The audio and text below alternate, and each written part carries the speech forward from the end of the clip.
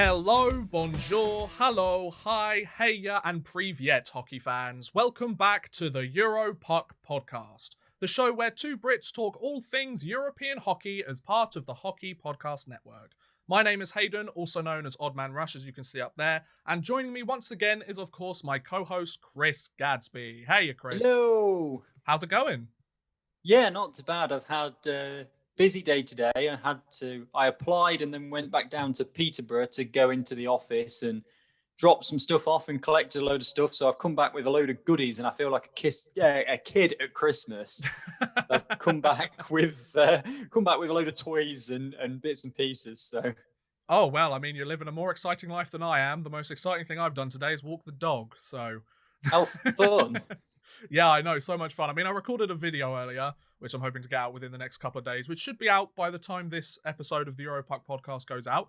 But yeah, it's a busy time for everyone, isn't it, Chris? Very busy. Yeah. But anyway, today is Wednesday, the 2nd of September. I realized when we recorded our first episode, we didn't actually mention like the day that we were recording it.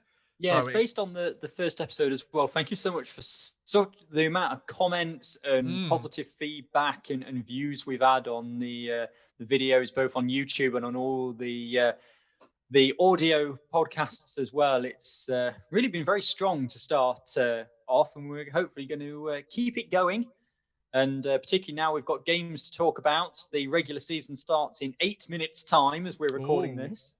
It's 20 past 5 in the afternoon here in the UK. So, hockey to talk about. Actual, meaningful hockey that counts for points. Yeah. I mean, I was going to say, you've actually given us a fantastic segue there, Chris, because I was going to be like, today's the 2nd of September, and for the first time in about 6 months, we've actually got proper European hockey back across the continent, to be honest. We've got several different leagues that are starting up either today or over the next week or so. Chris and I will take you through all of them, give you a bit of a crash course, because there's a lot of leagues that we don't necessarily know, or that we're using this podcast as an excuse to kind of delve more into European leagues and get a better look at them. So why not do it? But before we look at the sort of 2020/21 seasons that are kicking off today, let's talk about a season that's resuming from last year or 6 months ago. I didn't quite realize this until yesterday. I can't remember who tweeted it. It was one of these like European hockey news Twitter accounts, which, you know, for us is super helpful on Twitter. But they wrote a tweet saying that the Ukrainian Hockey League, which Chris found out was called the Ukrainian Hockey League, so a very easy pronunciation for us, they're actually resuming their 2019 or their 2020 playoffs, which is an interesting thing to do 6 months after it's happened. So, Chris, do you want to just take us through like some of the teams that are competing and what the stuff's going on there? I'm just going to throw up a Ukrainian flag there in the discussion, so everyone knows what we're talking about. I can take you through pretty much every team that's competing, because the Ukrainian League has a grand total of 6 teams in it. Oh, yeah. So basically, what happens is they play every other team 8 times. I'm assuming 4 home, 4 away. I'd imagine so. Yeah. For 40 games in the season, and then the top 2 sides get a bye into the semi-finals of the playoffs, and the remaining 4 take part in the quarterfinals. Okay. So this season, you've got HK Kremenchuk, who topped the league with 96 points from 40 games. I'm going to assume that you get 3 points for a win here. I would imagine so, yeah. Yes, you get 3 points for a win, although it appears as though you get nothing for an overtime loss. Oh, see, that's been a conversation that some people have been like, oh, the NHL should do something like that, which is an interesting conversation to have. But luckily on this podcast, we don't have to go into it. Well, you see, so HK Kremenchuk, they had 32 wins and 3 overtime losses, but only got 96 points. So that doesn't match up. Okay. MHK Dynamo Kharkov, who came bottom of the league with only 10 points, they had 3 wins and 1 overtime loss. So that would be 9 points plus 1 for an overtime loss, which does make 10. So I think the maths is slightly off somewhere. Okay. But nevertheless, I mean, we don't work for the Ukrainian Hockey League, so it's not really our problem, is it?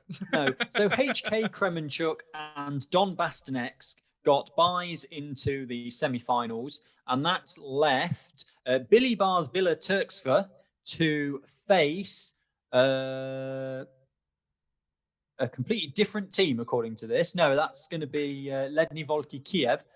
And then we've got Dnipro Curzon against MHK Dynamo Kharkov. Now, Curzon beat Kharkov by a score. Oh, this is like being back at the Lions. So the quarterfinals were best of 3. Okay. Dnipro Curzon won by 2-0. They won their matches 8-1 and 12-0. Okay. A bit closer in the other quarterfinal. Billy Bars won the first game 4-2. Then Chris Vovki won the second game 4-2. And then Billy Bars won the final game in overtime by 5-4. Okay. So the semi-finals were HK Kremenchuk against Billy Bars Bila Turkska and Donbass Donetsk against Dnipro Curzon. Now, we had one game yesterday where Kremenchuk, the lead leaguers, with, I'll say, 99 points, I think it should be, were playing Billy Bars Bila Turkska, who had 53 points, or 54 points, according to my maths. So there's a good, 40-odd point difference there. Yeah. They won the first game by 5-1 yesterday to take a 1-0 lead in that series. But currently, with 16 minutes gone in the first period, in game 2, they are trailing by 1-0. So Billy Bars, Bila Turks, for looking to tie that game up. These are best of 7 now that we're into the semi-finals. And then the other game, which is Donbass against Curzon, they are at the second intermission with Curzon currently 3-1 up after 2 periods. A hat-trick for D. Makarov in that game so far. So currently, today, we've got the lower seeded teams beating the upper seeded teams. I've got to say, Chris, your perfect pronunciations of pretty much every single one of those teams that you talked about over the last minute and a half, 2 minutes or so, I would give you a round of applause if it didn't spike the microphone levels. Like, wow. I'll give you credit on that one. I don't think I would have been able to do that. So I just want to preface this for everybody listening. We're obviously English speakers here on the Europuck podcast, so we're probably not going to get every pronunciation right. We might get them 50% right, 75% right. We're shooting for a solid 500 record on our pronunciations of teams, If we get a few wrong, what does it matter? I've done a big guide about how we pronounce all of the teams. I'll admit that it's based purely on putting the team name into Google Translate and pressing the speak button. And then trying to copy down what comes up. Yeah. So if Google Translate's got it wrong, it means I've got it wrong. I see. But Ukraine wasn't one of the leagues I did. But we'll see how it goes. Yeah, to be fair, the fact that I kind of threw that on you before the podcast started, I'm very impressed, Chris. Now, before we move on to the actual 2020/21 season's beginning today, which the first game, as we're recording this, is literally the puck drop's going to take place any moment now. Yep, I'll let you know when it starts. Perfect. Just before we move on to all of that, because we're going to talk about that a lot, what are your thoughts on the Ukrainian Hockey League finishing their 2020 playoffs 6 months after it started? Obviously, not many teams in the league, so there's not really a huge implication to the teams that haven't made the playoffs or teams that have maybe struggled the last season or so. But obviously, it gives you a reminder back to kind of the NHL's original 6 era, doesn't it? I mean, 6 teams and they all make it to the playoffs, or nearly all of them make it to the playoffs. And it's all the teams hate each other because they play each other 20 times a year. What are your thoughts on them finishing off the playoffs before then thinking about kicking off the next season, when pretty much the rest of Europe is going to kick off the next season within the next couple of weeks and months? It is interesting. I mean, they're kind of the only ones that I'm aware of that are doing it outside the NHL. But that's obviously different. I mean, the first thing I found was that it was weird that they only had 6 teams. Yes, absolutely. I found that a bit odd. I'm just looking actually at the the leagues, and I think there is, and I could be wrong here, but I don't think I am, that there is promotion and relegation from this 6-team league. Oh my, okay. Because in 2021, MHK Sokol Kiev are in the league, whereas Dynamo Kharkov are not.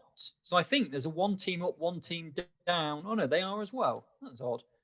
One team's disappeared and another team has appeared. I'm just going to try and work out which one it is. I would imagine it's perhaps there's new franchises coming in potentially over the last couple of years. Maybe, or they've just changed their name, one of the two. Or, yeah, like a logo change, a brand name change or something like that. Yeah, Dynamo Kharkov appears to have disappeared. I'm just flicking between the two leagues. obviously, unless they've go for it. Changed their name because they're still. Either Dynamo Kharkov have changed their name, okay, or Elite Prospects hasn't updated the map. I see. Okay, so essentially, I believe it is the latter of the two. Okay, so either it's not our fault, or two, we don't know what we're talking about, which, is probably a bit of both, let's be honest. It does appear as though they have, I don't know, yeah, but according to Elite Prospects, this team that's just jumped into the league hasn't existed for the last 7 years. Interesting. So if they haven't been around for the last 7 years, and they're only a new team, they're doing very well. So congratulations to them. We've already talked about the Ukrainian League for about 8 minutes of this podcast, so it's kind of like, now, yes. What else is there to talk about with the Ukrainian League? I'm sorry, I'm going to interrupt you. Oh? Not only has the KHL started, but inside the first minute, CSKA Moscow have taken the lead. Oh, wow, okay. Inside the first minute of the first game in the new KHL season, Dmitry Samurikov has put the puck in the net for CSKA Moscow. And speaking of the KHL and CSKA Moscow and Akbars Kazan, let's talk about the KHL season, Chris. Yes, let's do that. Yeah, so as we are talking, the very first game, there's only one game today in the KHL. The 2020/21 KHL season gets kicked off. It's the I believe it's the 2019 Gagarin Cup finalists, CSKA Moscow, who went on to win the tournament, and Akbars Kazan, who finished second place, with won their fair share of Gagarin Cups themselves. So I wouldn't feel too sad about them for not winning that one. So those two teams, because obviously the 2019, or the 2020, I should say, the 2020 playoffs was postponed. They weren't quite sure the best way to kick it off. They decided, you know what, for the first game of this new season, let's have the two finalists from 2 years prior, or a season prior, as it were, and we'll get them kicked off. And obviously, they're coming out with a bang in the first minute of the game, so fair play to CSKA Moscow. So let's take a look at the preseason. The Edmonton Oilers defender who had last year with the Bakersfield Condors in the AHL. Oh, okay. Has put the 54 seconds it's now been confirmed at, so has put CSKA Moscow 1-0 up in the first game. Well, there you go. And let's take a look at the preseason records of all of these teams. I'm just throwing them up on the screen there. So obviously Moscow and Kazan, or CSKA Moscow specifically, there's like 3 different teams in Moscow. Moscow and Kazan are starting the season. All the other teams are either starting their season tomorrow or over the next couple of days as we're recording this. So by the time this goes out on the 4th, most of the teams will have kicked off their KHL season. But because we haven't got that information here at the moment, Chris put together a very nice list of all of the preseason records of all of the teams. And as you can see, Akbars Kazan had a really good run in the preseason. They only lost 1 game. Obviously haven't started this game off very well. Vityaz Alexander Semin's KHL team, obviously former Washington Capital and Carolina Hurricanes forward. His team played relatively well. They lost a couple of games here and there, but they did pretty well. A team like SK St. Petersburg, who I followed quite closely for the last couple of years, they really did not have a good run in the preseason. They lost more games than they won, which really isn't a good job. You've got teams like Avto Mobilis that played relatively well. Avangard played well, pretty much going undefeated. So, Chris, having a look at this list of teams, obviously Admiral Vladivostok, for those of you who aren't aware, aren't in the KHL this season. because they have bowed out due to financial problems, whether it be due to the coronavirus or not. I'm pretty sure it isn't. They were having money troubles before that came about. I think the coronavirus has kind of like made things that little bit worse, so they couldn't quite run a team this year. So I believe it's 23 teams that are in the league this year. Yeah, 23 teams in the KHL. Looking at these preseason results, Chris, to kind of kick off our discussion about the KHL, who are the teams that you think we should look out for? Who do you think are the teams that the fans should look out for? People listening to this that might not know the KHL very well. If they're looking for a team to follow based on the preseason results, who would you recommend? Anyone apart from HK Sochi. Yeah, considering they won one game all preseason, it was their very first one. Yeah, it wasn't the best run. Yeah, so they're on a 8-game losing streak. Oh, yeah. Oh no. What a way to start, eh? Yeah, definitely. On an 8-game losing streak. And who have they got for their first game? Let me just have a look. Is it going to be a nice one, or I'm guessing maybe not a nice one? They've got CSKA Moscow. Oh no. On Friday, unless I've missed them tomorrow. Yeah, they've got CSKA Moscow on Friday. That's their first game. That's a bit rough. Yeah, it's not the greatest, is it, really? So for context in terms of the KHL, if you're wanting to kind of know who are some of the big hitters, the kind of consistent playoff contenders, Akbars Kazan is always in the playoffs. Avangard Omsk is always there. CSKA Moscow is definitely always there. They've been very good these last few years. Dynamo Moscow or Dynamo Moskva, however you want to call it, they've also been a consistent playoff team. Jokerit of Finland, the only Finnish team in the Continental Hockey League, they've been very good over these last few years. They kind of compile a lot of their Finnish talent, being the only Finnish team in the league. They are kind of like the premier place for Finnish hockey players to play outside of the Liga or the NHL. So they managed to stockpile a load of them. They've just picked up a couple of guys from the NHL or that are with NHL teams, Mikko Lehtinen and Eli Tolvanen, who are previous Jokerit players. So they've bolstered their team to kick off the season. Lokomotiv is usually there. Metallurg, Magnitogorsk is usually there. SKA St. Petersburg is usually there. And then you've got a couple of fringe teams like Traktor Chelyabinsk, Torpedo, Sevastol Sharapovets. Salavat Yuleyev is usually there.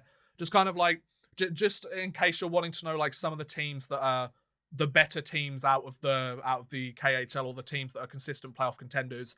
You want to keep your eye on the Moscow teams, Akbars Kazan, SK St. Petersburg, I should say, CSKA Moscow, you know, Avangard. There's a bit of a disparity compared to the top teams and the bottom teams, more so than the NHL, for example. The league that it always gets compared to is the NHL. The NHL, there is much more parity between the top team and the bottom team, although it may not look like it given how the Detroit Red Wings played this season. But, you know, you've got plenty of teams that are kind of stacked at the top and have the bigger budgets, although they've introduced a salary cap over the last few years. So that's kind of helped to bring in a little bit more parity. But yeah, sorry, Chris, carry on talking about the preseason. Which teams do you think we should look out for? Yeah, I think obviously based on purely on the preseason, Avangard Omsk have had the best preseason. They've won every single game. Yeah. So if you're going purely on that, then they're definitely a side to watch. As you've said, Akbars Kazan, they're always there, as are the Moscow sides. You did a video on Moscow once, didn't you? I think so. I might have done. I've done like videos. Something on the about top... making sure that St. Petersburg got to the final or something. Yeah, like it was whether the KHL was rigged like 2 playoffs ago, which it's like some fans like to bring out because obviously Russia is a very sort of controversial topic to a lot of the world. We don't really care about the politics of it. Like that's not our field of expertise. Even more so now. Yeah, exactly. We just want to talk about the sports, you know. Okay, so that's pretty much the preseason records of some of the teams. We've given you a list of like some of the higher teams in the league, some of the weaker teams that you need to keep an eye out for. Let's actually take a quick recap of each of the teams in the KHL this season, kind of where they're based, what the look of their rosters, how they did last season in the 2019-2020 KHL season, because you know we're very much aware that we're getting listeners from all over Europe, all over the world. We've got plenty of North American listeners that might not know too much about the KHL or the specifics of the teams in them. They might know only a few of the teams in it. So, Chris, are you able to kind of take us through the KHL teams and have a chat about them? I can take you through the KHL teams. Yeah, wonderful. So we'll go through alphabetically. Why not? Go for So it. let's start with the team who topped the standings last year, and that is Akbars Kazan. No surprises, they play out of the town Kazan. Yep. In the Tatneft Arena, a capacity of just under 9,000, and they finished last year with 93 points from their 62 games. And then obviously the playoffs were interrupted. So it's interesting to see how far they perhaps would have gone. Yeah. Being the top team, in case you're going to go purely on the jerseys, the team colours are green, white, and red. You know, we might get people who go purely on the team colours. So then we move on to Amur Habarovsk, which is how you do that one, apparently. It looks like Khabarovsk, but it's Habarovsk. All right, then. I quite like their logo with the tiger, I must admit. And the team colours of the black, white, and orange. They play, of course, out of Habarovsk. And they finished last season in fourth out of the 24 teams.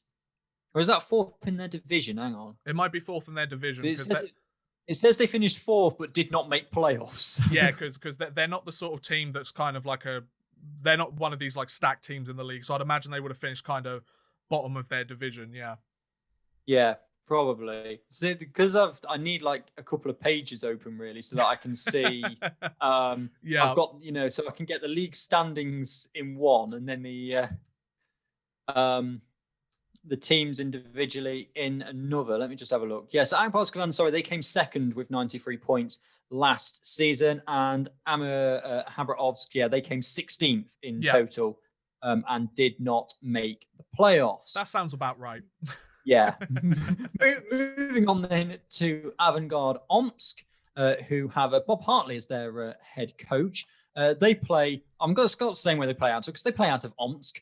In their black, red, and white jerseys. Just over 10,000 their arena Omsk. They spent ages thinking about that name, obviously. And they lost in the quarterfinals last year. And then, so let's go on to, here we go, we've got an interesting one now. We have Avtomobilist Yekaterinburg. Okay. One of the longer names. In their red, white, but they've got a nice, that logo reminds me of kind of a car logo, kind of almost a bit like Bentley. Yeah, definitely. They were only founded in 2006.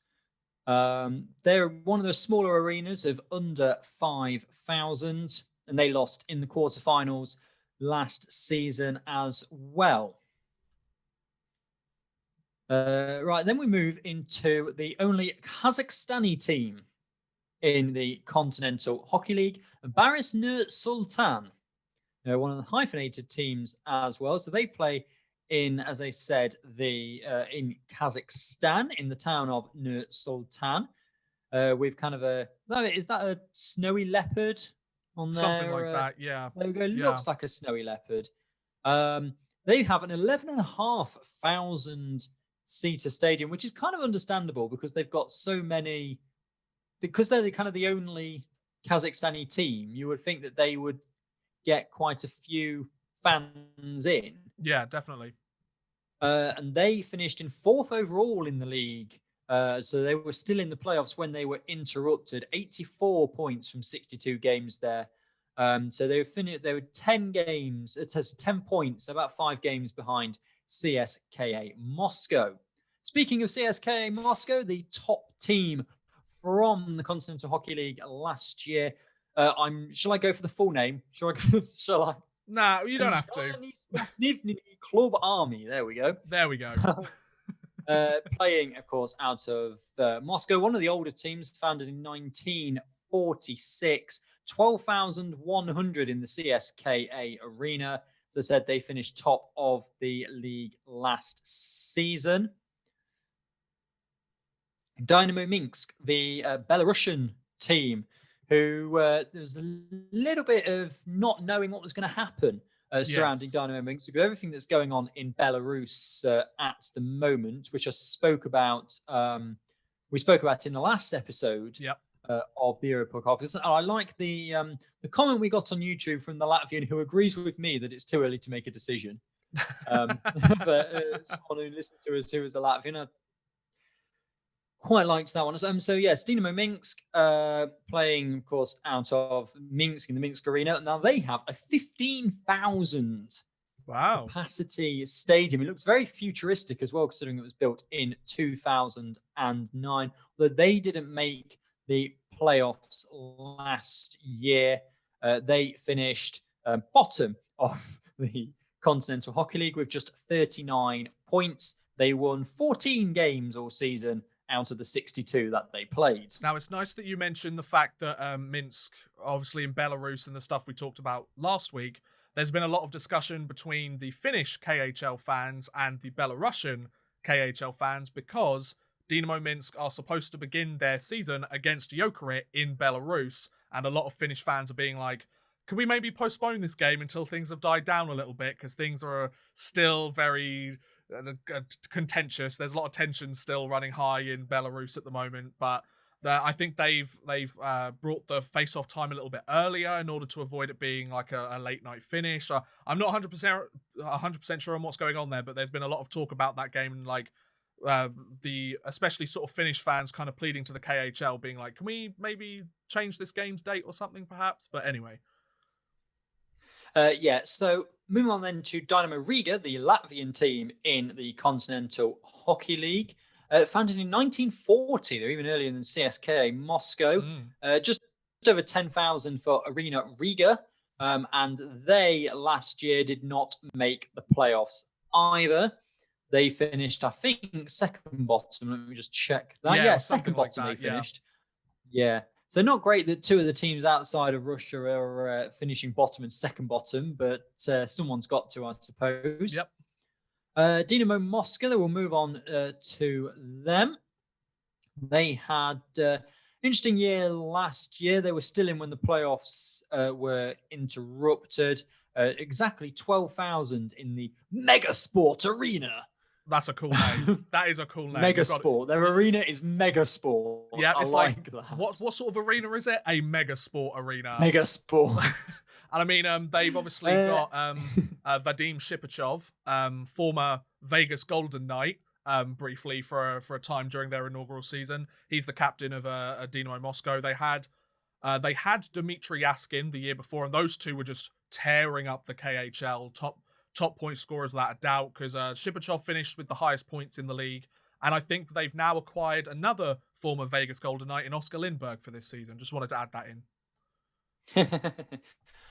We'll move on to HK Sochi, probably the youngest team, although I'll wait to see when I go through the rest, in the KHL. Founded in 2014 and play out of the Bolshoi Ice Dome, which was constructed for the Sochi Winter Olympics. Yeah. In 2014, and the team got founded out of that.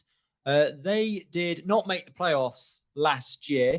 They've made the playoffs 4 times out of the 6 years that they've been in the Continental Hockey League, but have never made it past the conference quarterfinals, so the first round. Last season, as I said, they didn't make the playoffs. They finished in 19th with 59 points. Move then into the Finnish team, who I think wins the award for best logo. Yes. Which is Helsinki Jokerit. And they are, as I said, the only Finnish team, 13,349 capacity in their arena, the Heartwall Arena. They've had interesting kind of history. They've won the Liga several times. Moved into the KHL for the 2014-2015 season and have made the playoffs every single year that they've been in the KHL, sometimes losing in the first round, sometimes the second round, but they were still in the playoffs when they were interrupted earlier in the year. Then we move into the final foreign side in the KHL, who were founded only in 2016, and that is Kunlun Red Star from Beijing. They have quite a small arena here, 4,800 can get into the Feiying Ice Skating Center in Shanghai. And they made the playoffs in their first year in 2016-17, losing in the first round, but haven't made the playoffs since. They didn't make it last year. They finished 1 place and 1 point above HK Sochi in 18th. So we're now halfway through the KHL teams. Hayden, anyone in that first half where you're thinking they could make a big change to their finishing position this year from last? That's a good question, actually. I think you're obviously going to have the big hitters at the top, like Akbars Kazan, Avangard Omsk, CSKA Moscow. All those teams are especially going to be at the top. Avto's going to be an interesting one this year. They've had a few changes up and down the roster. CSKA Moscow, I say that they're going to be at the top of the league. They're going to be one of the big hitters again. They have had a lot of change in their roster this year. Kirill Kaprizov moving to Minnesota. Their starting netminder Ilya Sorokin moving over to the New York Islanders, I should say. So they've lost their top scoring, or one of their top goal scorers, the highest goal scorer in the entire KHL last season with 33 goals, I think it was. And they also lost their starting netminder that helped them win that Gagarin Cup.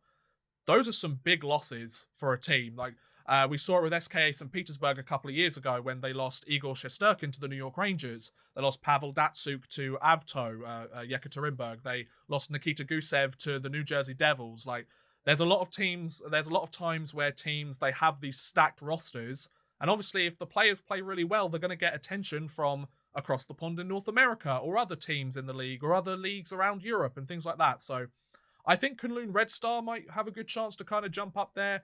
I think Jokerit is going to have a very good season again, especially early on, because they've got a couple of North American skaters or players that played in their system before that have now moved over to North America but have been loaned back. So Mikko Lehtinen, a blue liner, he signed with the Toronto Maple Leafs.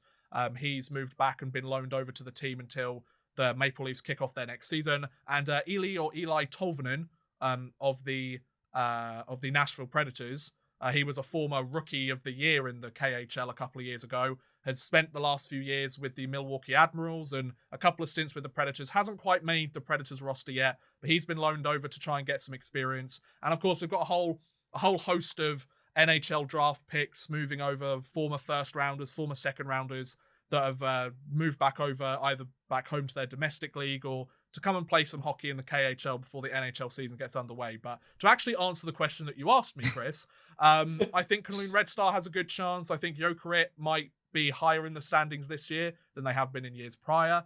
I would be interested to see if CSKA Moscow drops in the standings this year, given all of the change they've had in their roster. I don't feel like they've added as many pieces as they lost. But then again, what do I know? I'm just some British guy talking about hockey on the internet. And I feel like Sochi might do slightly better, but I don't think they've added enough to their roster to kind of improve their luck, you know? Yeah.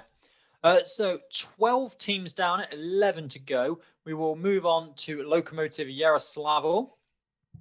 These are all Russian-based sides now. We've had all the teams from across the border. They play in a 9,000 arena called Arena 2000.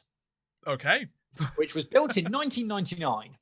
I guess it must be playing its first year in 2000. Yeah, it's like the Millennium Stadium in Cardiff, which is called the Millennium Stadium because it was built for the Millennium, even though it was finished in 1999. Well, there you go. They lost in the first round of the playoffs last season after finishing second in their division. They finished in 8th overall, 73 points. They had just behind Avtomobilist Yekaterinburg in the season last year. Now, moving on, we've got Metallurg Magnitogorsk. They are founded in 1953, another old side here in the Continental Hockey League. They play out of Arena Metallurg, which does make sense, 7,500. That they again lost in the quarterfinals this year, were dumped out in the first round. Now we have, I think, my favorite team. I think this is the team I'm going to follow purely for the name. Okay. So now we move on to Neftahimik Nizhnikams. Oh yes, they're an interesting one. Neftahimik Nizhny, and they play in, funnily enough, Neftahimik. There you go. Well, no, sorry. The arena is called Neftahimik, and it's in Nizhny. I see. So that's how they get their team name, I'm guessing. Fair enough. 5,500 the capacity from that. Again, they lost in the first round of the playoffs last year after coming. Well, they were the lowest ranked side to make the playoffs, actually. 17th overall in the league with 64 points. Amur Khabarovsk actually finished above them in the standings, but didn't make playoffs. So, okay. Interesting one there. Although I think Elite Prospects is slightly wrong again based on the number of total points. But we'll move on from that, and we'll move on to Salavat Yuleev Ufa, who are one of the teams we're going to be talking about in a little bit more detail later on, because they've got a bit of a new design. They do. For this year. They play in the Ufa Arena. Just 50 seats shy of 8,000. You thought they could have squeezed another 50 seats in, couldn't you, really? Yeah, make it around 8,000. But they were still in the playoffs when it was interrupted back in March after finishing in 11th overall in the KHL. Moving on again then to Sevastov Sherpovets. 1956 they were founded. Their logo, to me, looks like either a tech firm or a haulage company. Yeah, tech firm. I get the tech firm vibe for kind it. Kind of like a tech firm. It's like a startup in Silicon Valley or something, you know? So they play out of Ledovy Dovrets. That's their arena name. Holds just over 6,000. They didn't make the playoffs, though, this year with only 58 points. Okay. Then we move forward then again into Sibir Novosibirsk. And they, when my computer decides it wants to load, I like their kind of snowflake design in the middle of their logo. It's kind of Sibir Hockey Club. There's a lot of kind of nice logos, really. Yeah, definitely. And they, they were still in the playoffs when they were interrupted. And they finished in. They're kind of quite high. They finished in the top 10, which is always a good marker. 74 points they finished with, and as I said, they were still in when the playoffs were interrupted. They are where are they? Yeah, they're one of the most southerly based sides actually in the Continental Hockey League, which is kind of a little bit surprising when they've got a snowflake as part of their logo. You think they'd be up in Siberia way, wouldn't you, really? You would do, yeah. Yeah, absolutely. They're one of those teams that kind of bounces between being a playoff contender and near the bottom of the league. Whereas you have some of the teams that just kind of, obviously, they might have the bigger budgets or the better connections or the better system in place. They're one of those teams that you never quite know what you're going to get until they're actually on the ice, you know?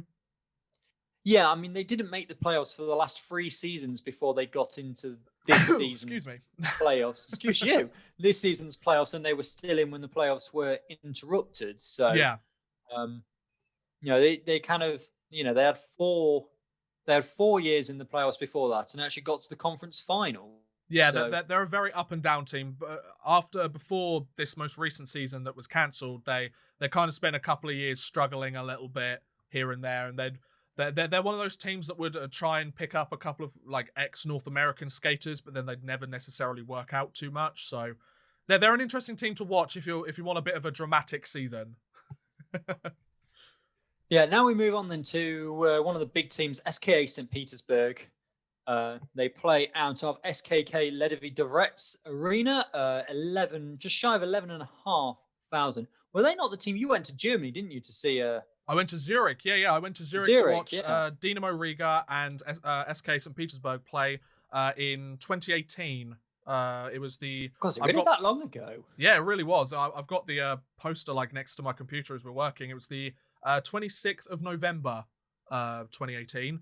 It was at the Hallenstadion in Zurich, where the Zurich Lions of the Swiss League play. That's a lovely stadium. It was an absolutely beautiful stadium. I mean, compared to like the British Elite League stadiums, I'm like, damn, this is a nice stadium. And they're the team that SK St. Petersburg are the team that I follow most closely in the KHL. And the reason I kind of followed them is because I'm a big New York Rangers fan, and they had Igor Shesterkin on their roster at the time.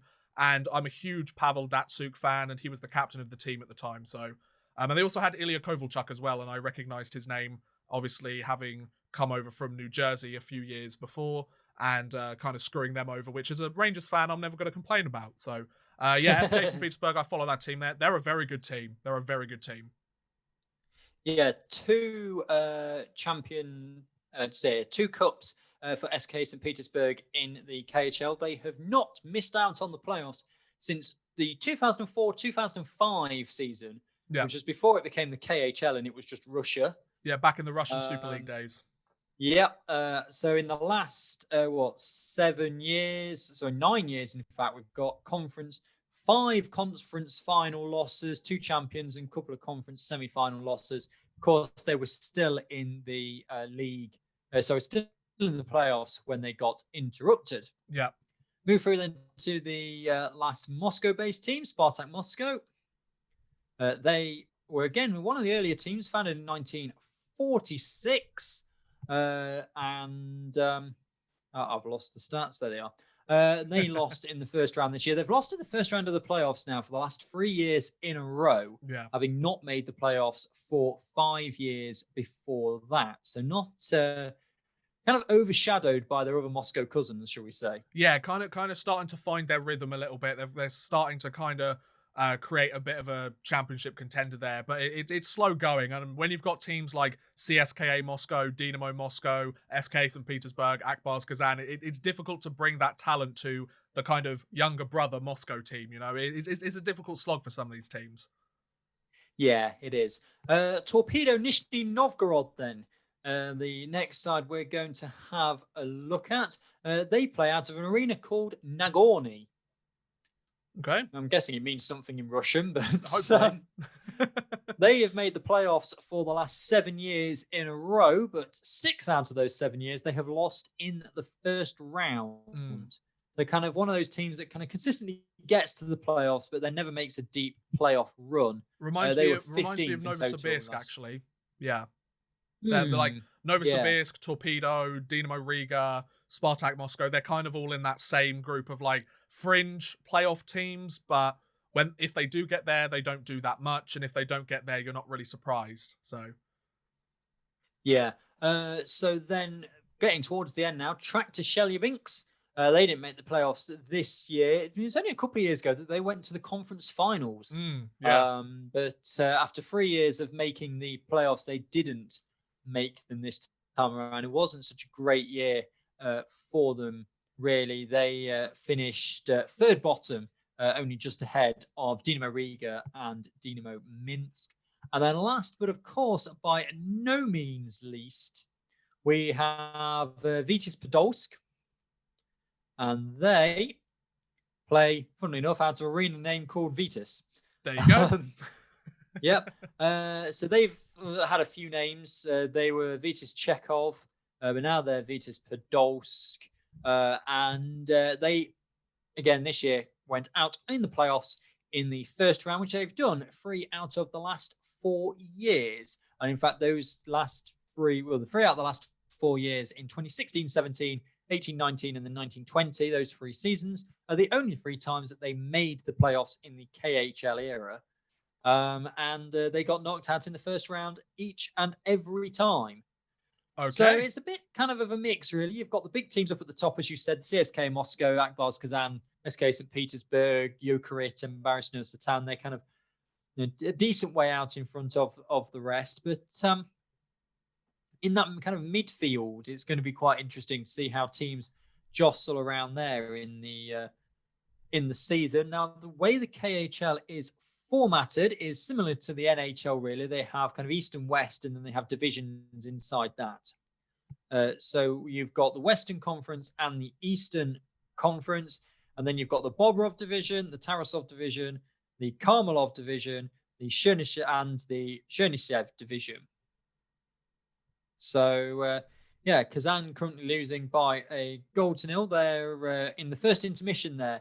now, and still that goal has been adjusted to 51 seconds into the game to CSK Moscow, the only goal of the game so far. And jumping back to the Ukrainian League quickly, Dnipro Kherson have beaten Donbass by 3-2 in the first game of their best of 7 playoff quarterfinals. So they take a 1-0 lead in the series. Okay, there we go. So that was a bit of a deep dive into the KHL teams, all the KHL teams in the, I would say the upcoming season, the season that's now just started, about 20 minutes into the 2020/21 KHL season. Thank you, Chris, for taking us through that. Really appreciate it. I need a drink now. Get your research done, and may as well put it to good use, right? So obviously keep up to date with all the KHL scores on our Twitter page every day. Yes, exactly. We will make sure that we keep you updated with all the scores that take place. We wanted to make sure we gave you guys a good crash course on what the league was like. Obviously, that's taken up a huge chunk of the podcast this week, but considering it is the biggest league in Europe and over several different continents, to be honest, it's one of those leagues that you want to make sure you commit a lot of time to because it's an important one. We were going to go through a look at this article here, which was with the KHL president, Alexei Morozov, basically saying the KHL is ready to start the season. However, there's not really anything particularly that interesting regarding the league itself and regarding some of the teams and kind of how everything's laid out. It's more specific questions, as you can see here, perhaps, about COVID-19 and the regulations there, the situation with Kunlun Red Star and how they're going to play in the league, imports and things like that. Have you ensured that teams can cross the borders into other countries? And what are the visa requirements for things like that? The interesting thing that I mentioned earlier, recently the media reported on fans in Finland appealing for Jokerit not to play its upcoming game in Minsk. They say that Minsk is a full member of the KHL and it abides by the rules, so they're in talking, but they see no reason why visiting fans should cancel their trip to Minsk. Hockey is all about respect. So there's a lot of questions that are answered there in an article released a couple of days ago. I don't think we really need to go into it too much. You should be able to find it. Just look up KHL season Alexei Morozov and you should be able to find it. So nothing too crazy there, to be honest. So we've talked about the KHL in a lot of length, which is another reason why I want to kind of move on to our other topics. The Polish League is also starting up within the next week, Chris. Do you want to just give us a crash course on the Polish League? Obviously, we're not too keyed up with this league, so just give us a bit of a crash course on some of the teams that are in the league. Crash course in the Polish League. Exactly. I'm going to bring up a Polish flag as something to look at while we discuss it, so go for it. Okay. Right, so Polish League. It is the Polska Hockey League. Okay. Is how it is pronounced. There are 10 teams in the league, although according to Elite Prospects, there's only one. Interesting. Okay. In the 2020-21 standings, they've only put one team. So they had 11 teams in the league last year. They played 47 games, and it looks as though the top 8 make the playoffs. And they have a straight first versus 8, all the rest of it going down in a knockout format. They do have relegation as well. Naprozhyanau were relegated last year after getting, 3 points. Oh, ouch. All season. Bear in mind that the winner was GKS Tahir, and they had 101 points. Oh, wow. Naprozhyanau got 3 points from their 47 games. And then PZHL under 23s are in the Polish League as well. Okay. They only played 20 games last season, but they also only had 3 points. But this is, so Naprozhyanau, 47 games played, 1 win and 46 losses. No overtime wins or losses. They scored 49 goals, so 1 goal a game, pretty much. Hazard a guess as to the conceded? 49 allowed, so I'm going to say 120 conceded. Keep going. Oh, really? 363. Oh, no. Polish League. No. So you're talking on average, roughly, losing each game 9-1. Oh, jeez. Roughly. Oh, Polish league, so- everyone. So the teams we've got Krakow Krakow, GKS Katowice, GKS Tahir. I like JKH GKS Yastrabir, I'm sure. KH Torun, Naprozodyanov, PKH Dansk, Podhale Nowetarg, PZHL under 23s, as I said, Stozny Ovien Dansk, STS Sanok, Unai Osweshim, Okay. and Zalebi Osvenshim. Okay. Those are the teams in the Polish Hockey League this year. The other thing I found interesting is that if you look at a map of Poland, if you were to have a map of Poland up, Okay. they are all in about 10% of the country. They're all in one group, which is roughly on the Polish-Czech border. I guess that makes sense then, given the fact that the Czech league is a pretty good league in Europe, kind of keeping everything close to each other, perhaps. Yeah, I mean, the best way to describe it, if you were to split Poland into a noughts and crosses grid or a tic-tac-toe grid, depending on where you come from, they are all in the bottom middle square. Oh, wow, they're really close then. Yeah, they are all of the teams are all really close together, apart from Dansk, who are up on the North Sea. So you're telling me how many teams are in the league again, sorry? 10. So 9 of the teams are within like one square on like a chessboard, and then one of the teams is right up north, away from everyone else. You would think that Dansk would have got the message that like the others don't want to be their friend. I'm just gonna go on Google Maps and find out what the distance is between them and the rest. Yeah, can you find the distance between like the easternmost team at the bottom and the westernmost team at the bottom, and then the difference between one of the teams at the bottom to one of the teams at the top? So I would imagine you'd be able to drive between like all 9 teams at the bottom within like a 2-hour time span, 2-3 hour, maybe 4 hour time span. It's probably not far off that. Yeah. Yeah, it's probably not that long, and then probably to get to the other one, it's about 14, 15 hours. So the closest team to Dansk are Katowice. So let me just have a look at that. Okay. So I go from Dansk to this is using Google Maps. Dansk to Katowice is a driving 5.5 hours.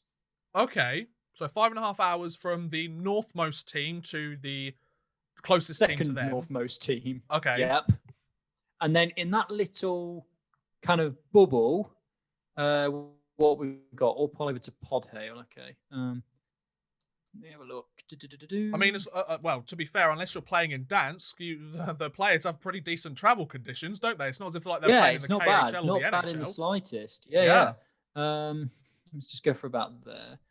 Because I'm not going to Google each one, and then go over towards, because they're all based kind of around Krakow and that kind of area. So it's 5.5 hours to the rest, and then it's kind of 3 hours to the rest of them. Okay. So 5.5 hours from Dansk down to kind of Katowice, and then the rest of them, the longest journey is 3 hours. Okay, that's not too bad then. That's a lot closer than I thought it would be in kind of travel distance. So that's not too bad at all. That's what I seem to get anyway from what Noritang is there, isn't it? Yeah, 3 hours. Okay, and the Polish league don't have a team in the Champions Hockey League, do they? No, you're right, they don't. Yeah, because I wasn't sure if it was them. I think it's one of the other leagues I must have been thinking about. I mean, all of the European flags Belarus are kind of similar. have one. Yeah, Belarus have one. Denmark have one, but they've got 2 this year because of the Continental Cup. Yeah, okay, fair enough. But Poland, Poland do have one. I do apologise. Oh, do they? They get one for the national champions. So GKS Tichy. Oh, okay, fair enough. They are in the Champions Hockey League, and they are playing. They've been in the Champions Hockey League for the last 3 years now. I thought they had. I couldn't quite remember if Poland had a team in the Champions Hockey League, but I always thought they did. The first Polish team to record points and a win in the Champions Hockey League. Oh, okay. So there you go. Fair enough. They are playing in their round of 32 game. Billy Tigri Liberec. Oh, okay. So a team pretty close to them in terms of in terms of travel distance, so that's not too bad.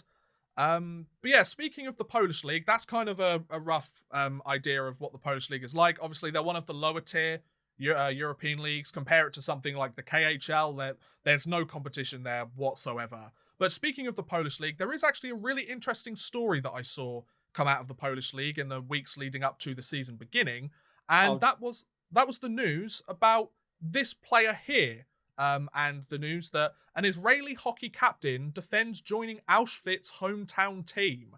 Now, obviously, we're not a history podcast, but I think most people are aware of what happened to Israelis and members of the Jewish community in Auschwitz during the Second World War. That's terrible, awful monstrosities, disgusting things that happened there. But one Israeli hockey player and the team captain of the Israeli national team has decided to kind of take history into his own hands, which I thought was a really, really interesting story.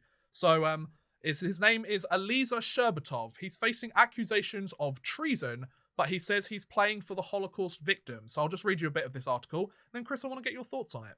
Israeli's ice hockey team captain has joined a club in the town where Nazi Germany's most notorious death camps, I should say, was located. I didn't know why I struggled to get that out. But he said he will be playing, quote, for the Holocaust victims. Eliezer Sherbatov has drawn criticism and even been accused of treason after signing on with a Polish team in Oswiecim, I believe that's how you pronounce it, where the Nazi occupiers built the Auschwitz-Birkenau concentration camp. This is a quote from the player himself. There are Jews that are unhappy that I signed with Oswiecim, the 28-year-old told a news article from the town in southern Poland. I tell them what happened 80 years ago will never be forgotten. That's why 80 years later, I want to show young people that they should be proud of their heritage and that now anything is possible. Now, it's important to mention that he's the Israeli team captain. He's played in the KHL before. He has some experience playing in the KHL. And he says, being a key player to win the championship, particularly in this town, it's like playing for the Holocaust victims at the same time. A Jew has come back and is going to win for you, and then obviously in a place where they've had so much persecution and so much horrible experiences, or relatives go through horrible experiences. So, Chris, this news that the captain of the Israeli ice hockey team has joined the team closest to the Auschwitz area where the Nazis built their concentration camp. Obviously, we're not a history podcast. We're not going to go into all of the details about that, but what were your thoughts when you heard this, Chris? When I initially heard it, I kind of went, okay then. And then it was only kind of when you look into it more, you go, when I first heard it, I thought, oh, players signed for a team. And then when you think about it, you're like, okay, yeah, I can see why there's the meaning for it. From my point of view, I don't think it's right that he's been getting calls of treason and all the rest of it. I agree, yeah. Because, yeah, okay, horrible things happen, but nobody associated with that hockey club or the Polish Hockey League did anything 80 years ago there. Yeah. And how long do you just never go to a place, never have anything to do with a particular place because of something that happened? Yes, as I said, we're not a hockey podcast, and it was the worst crimes against human beings you could ever commit. Yeah. But this is hockey. This is completely unrelated. Yeah. In my point of view. I hope he does really well there. I'll definitely be keeping an eye on Unai Oswiecim now. I might make them my kind of Polish team, really. I mean, I've got no allegiances to any of the other ones. Absolutely not, yeah. So I do hope he does well. But this is ice hockey. It's nothing political. There's nothing with the rest of it kind of associated. There's nothing to do with it. I think there is at some point you've got to just kind of move on sounds harsh, but you've got to kind of get past what happened a long while ago. Okay. And do, something completely different. Yeah. See, See, when I saw this news, I kind of had 3 stages of my reactions to it. The first one, like you say, was, oh, okay, he's joined a Polish hockey team. The second reaction, when I realized that he was the captain of the Israeli team, he's a member of the Jewish community, and he's going to the hometown team that was closest to the Auschwitz concentration camp, my next thought was, why the hell would he do that? Like, why are you doing that? Not so much like he can't do it. It's more like, why would you want to put yourself through something like that, or go somewhere so close to where so many people from your community have suffered? And then kind of reading his comments and being like, oh, he wants to kind of take back a part of the history. Obviously, he's a lower tier hockey player in the European hockey circuit. It's not like Sidney Crosby's going over there and like lighting up the league, scoring thousands of points, getting the championship, and kind of putting Polish hockey on the map. It's more of a really interesting situation here where I think, you know what, I actually kind of respect him for it. There's obviously, I'm not a member of the Jewish community personally, so I could imagine that members of the Jewish community might have a different opinion of this. Everybody's entitled to their own opinion on it. I agree with you that I don't think he should have been called a traitor or anything. I don't think that's fair, because like, at the end of the day, he's a hockey player, he has to find work somewhere. And if we don't know this, but if this was the only team that offered him a contract for this season and he wanted to carry on being a pro hockey player and getting paid to play the sport he loves, you got to take the contract at the end of the day. But yeah, I think this is a really interesting story that I wanted to bring up to kind of touch on briefly, to be like, this is an example of something horrible that's happened there, but say he does bring the championship back there, shows that, look, a member of the Jewish community, the captain of the Israeli hockey team, came and won a championship where members of his community, members of his religion, suffered so harshly. And I think that's a really respectable thing to do for a person, and it takes a lot of guts that I think quite a lot of people might not have in this world or on this planet. So I think fair play to Sherbatov. I wish him the best of luck, like you said, Chris. I hope that he actually does do well. I hope that he has a really good season with the team, and maybe he gets to go back to the KHL like he played there a little while ago. So essentially, to finish off this podcast, we were going to look at the Elite Ice Hockey League deadline and everything, but there hasn't really been any update regarding that. There is one quick article that I could show you where they've basically said the date has been moved slightly further ahead. It's now September 15th. So I don't really want to sit here and talk about the Elite League again when there's literally no news that's been announced. So I want to move on to... I'll give you a score update then. Oh, go for it. Yeah, go for it. We are now midway through the second period in the KHL. And on the power play, Stefan da Costa has equalised for Akbars Kazan. Okay. After a cross-checking penalty by Artem Blaszewski.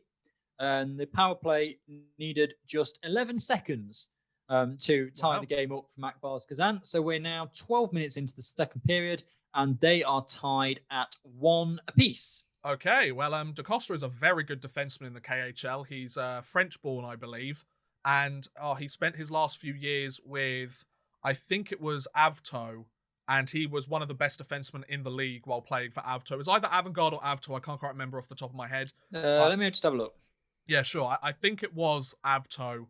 I'm pretty sure it was, because he signed with Kazan for this upcoming, or this now started season. So yeah, he's a really good player. Last season he was with Lokomotiv Yaroslavl. The year before that he was with Avtomobilist Yekaterinburg. Okay, so that's where I remember him from. But yeah, fair enough. Yeah, I mean, we've pretty much covered every single topic that we wanted to on this podcast. We're running at a pretty decent time. We were hoping that we were going to have some audience questions or comments to go through this episode like we did last episode. Unfortunately, we didn't get any this week, Chris. I'm sorry to tell you. I'll see if there's any on any from the comments on the previous videos. Yeah, double check it and go for it. But if anything wants to... Yeah, exactly. So while you check that, I'll just let you know, you can give us comments on previous videos on YouTube. You can let us know at Europuck Podcast if you want us to discuss anything specific. Now that European hockey is actually kicked off, you might have a prospect for your NHL team that you want to know how they're doing. You might have a topic or or a topic of debate that we might not have covered on this episode that might be affecting your native league that you want us to talk about, you can let us know at EuroPuck Podcast on Twitter. Do let us know if you have any topics or anything you want us to talk about. We want to make sure that we get as many fan-related topics into the episodes as possible, because I mean, it's going to be important to make sure that like we get your guys' thoughts in it as well. So, Chris, have we had any? There's one comment which I'll discuss briefly because it is linked in with the KHL, and it's something that I'll do throughout the rest of when the league starts up as well. It's from I think it's Viking Anderson. Okay. And he would like to know how the leagues are structured. So we've been talking a lot about the KHL here. So do they have just a straight series like the Premier League, or do they have playoffs? How many teams get demoted, relegated? Is it closed, or so on? So this, it varies between leagues. Yeah. Some leagues will have promotion and relegation. We don't have that over here in the Elite League, and the KHL doesn't either. The team that obviously wasn't taking part this year was because of money problems, not because they got relegated or anything like that. So the KHL has Eastern Conference and Western Conference. Again, it's similar to the NHL, just to kind of for travel, really, I think, more than anything else, isn't it? And each conferences are split into two divisions. So the Eastern Conference has 11 teams. The Western Conference has 12 teams this year. And they'll play each other like more times within their own conference. And then that also goes with the seeding for the playoffs. Yeah. And then the playoffs are 8 teams from each conference, and they go down until you compete for the Gagarin Cup, which obviously didn't happen last year, but does normally. But there's no relegation. I think it's on an application basis, is it, into the KHL? I think so, yeah. Which I would presume that they would take one next year to try and bring it back up to 24. They'll probably check Vladivostok to see if they're like in a better position, and if not, maybe look for another team elsewhere. Yeah. Yeah. So they may well look to try and bump that up next season. But the KHL split into East and West, which is interesting because when you look at the map, the majority of the teams are in the western half. Yeah. Yeah, they are. Like if you look at Khabarovsk and Kunlun Red Star, they're way over into the east. They've got long travels to do every time. That's how it's split, and there's no promotion and relegation. In the Polish league, as I mentioned earlier, there seems to be that 1 up, 1 down system into the second Polish division. And they seem to just play a straight league.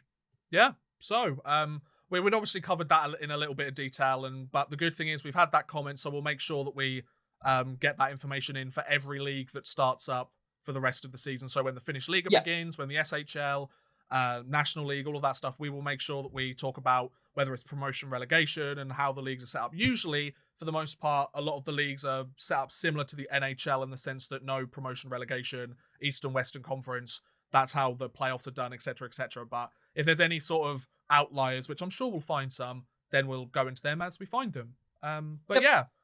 Last minute of the second period in the KHL, still 1-1 between CSKA Moscow and AK Bars Kazan, and it's now 1-1. Kremenchuk have equalised against Billy Bars in the UHL playoffs. And to keep up to date with all of the results around European hockey, keep an eye on our Twitter as I put them out every day. Exactly. And on that note, I think this is a really good place to end today's episode of the EuroPuck podcast. Thank you all very much for joining us, whether it's via the audio version on the podcast network, whether it's on our YouTube channel or anywhere else. We really do hope you guys have enjoyed the show. If you want to keep updated on all things EuroPuck podcast, or send us your thoughts, opinions, or questions, either from today's show or for our next show, you can either comment on the video down below on YouTube, or you can follow us on Twitter at EuroPuck Podcast. That's at EuroPuck Podcast. And if you enjoyed listening to either or both of your hosts today, which of course you did, we're wonderful. Of course you did. Then you can follow either myself on Twitter at OddmanRushYT or Chris at Chris_Gadsby. Thanks again for listening, guys, and we'll see you again next time.